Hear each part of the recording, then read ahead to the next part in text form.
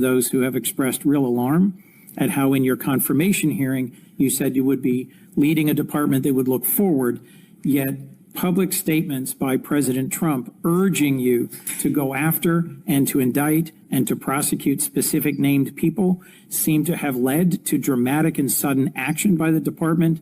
I am gravely concerned about what is no longer a hypothetical question, which you refused to answer in your confirmation hearing, but is a real question about when or if the president demands you prosecute individuals because he views them as opponents or enemies, what you will do and what your limiting standard is, because the recent episode around the indictment of James Comey left me very concerned about the direction of the department. Oh, so now they're suddenly gravely concerned about standards and limits. Really? Now? Now they want to question the direction of the DOJ. What a joke. Here we have the same people who stayed silent for years, suddenly acting like guardians of justice. Here's Josh Hawley fact-checking these delusional Democrats and showing their hypocrisy. Take a look. I've been listening closely in this hearing, and I've heard over and over from my Democrat colleagues concerns about targeting political enemies, and they've accused you of all manner of things and the current president. I've also heard them said, and I just wrote it down because I wanted to be sure I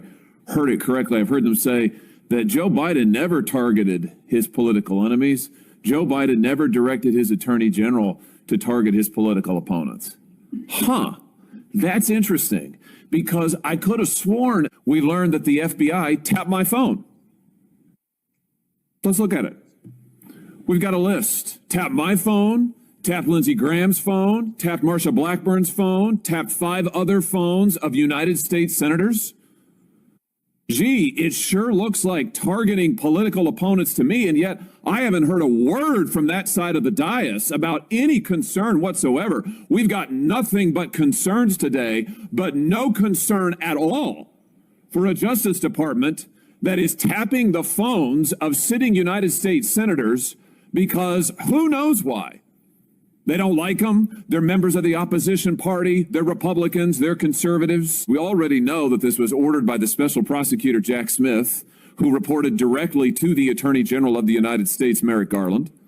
And we know that Jack Smith was on his witch hunt because he was directed to do so by the President of the United States, Joe Biden. Let's just remember. Let's take a walk down memory lane. April 2nd, 2022, the New York Times.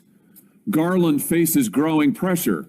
The Times says as recently as late last year, that would have been 2021, Mr. Biden confided to his inner circle he believed former President Trump was a threat to democracy and should be prosecuted. It goes on to say that the Biden was frustrated with Garland and wanted him to take decisive action against Trump. Here's what we're talking about. Trump, of course, was a private citizen at the time. So he appoints his own hitman, Jack Smith, who goes after the president, former president, who goes after members of this body. You know, the thing about it, though, that really strikes me is that it didn't stop with members of the United States Senate. It didn't stop here at all. I mean, just as egregious, maybe more so than tapping the phones of U.S. senators, is this memo that I know you've seen before. Let's just look at it again. This is an FBI memo from the same time period, I might add, from the same time period, in which the Federal Bureau of Investigation attempts to recruit informants into Catholic parishes in this country. So here you have an administration that is activating the FBI against its political opponents and tapping the phones of United States senators. Can I just say that again for my colleagues, for the benefit of my colleagues on the other side of the dais? Tapping the phones of United States senators. This isn't hypothetical. This isn't maybe what will you do in the future. This isn't, oh, gee, can you imagine a situation? This happened. This happened. Wow, how disgusting. And how fast these Dems forget the way they use the DOJ. Seriously, how do they forget so quickly? It's like selective memory with these people. Because when it was their side in control, it was all justified, all necessary, all standard procedure. No questions asked. But the second the tables turn, suddenly it's outrage and concern about norms. Give me a damn break. You can't rewrite history just because it doesn't fit the narrative anymore. That's not how this works. And it didn't just stop with political figures. It even targeted religious groups and parents who didn't agree with their agenda. And this happened, the targeting of Catholics in this country because Joe Biden and his FBI didn't like Catholics who went to a certain kind of mass. I mean, good God in heaven, what is happening to this country? What happened under Joe Biden? A parent at a school board meeting, I think in Virginia, who was drug out of the school board meeting. He's bloodied there, you can see it.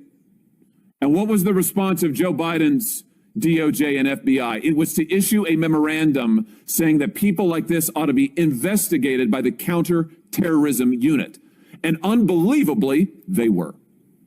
They were. How disgusting is that? Parents being dragged out and left bloodied at a school board meeting is shocking in itself. But the response being DOJ involvement and even counterterrorism level scrutiny is completely crazy. That kind of escalation makes no sense at all. It truly raises serious questions about how far things were being pushed. And it wasn't only them. God forbid you were pro-life back then.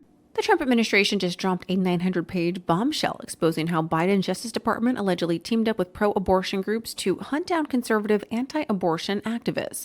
The report, drawn from nearly 700,000 internal reports, paints a shocking picture. DOJ prosecutors monitor these activists' every move, social media, travel plans for years. Then they hit them with charges under the FACE Act, the law protecting abortion clinics. Groups like Planned Parenthood and the National Abortion Federation fed real-time tips to the feds. One even handed over a 137-page dossier packed with personal information like home addresses and family photos. In one case, prosecutors hid key data on past FACE Act prosecutions from defense lawyers. They flat out lied about its existence to dodge claims of selective targeting. The report slams biased jury selection too. DOJ lawyers tried to weed out religious jurors and even mock defendants' Christian faith as, quote, culty. It highlights aggressive arrests like the FBI raid on Pennsylvania dad Mark Hawk with 16 agents. He was later acquitted. Sentencing tells another story. Anti-abortion defendants average 14 months behind bars. Pro-abortion ones, just 3. And get this, after the Dobbs ruling, attacks on crisis pregnancy centers spiked. Yet Biden's DOJ only prosecuted 5 cases. Senior prosecutor Sanjay Patel, who coordinated with those groups and the FBI, got fired along with others. Acting Deputy Attorney General Todd Blanche is vowing change.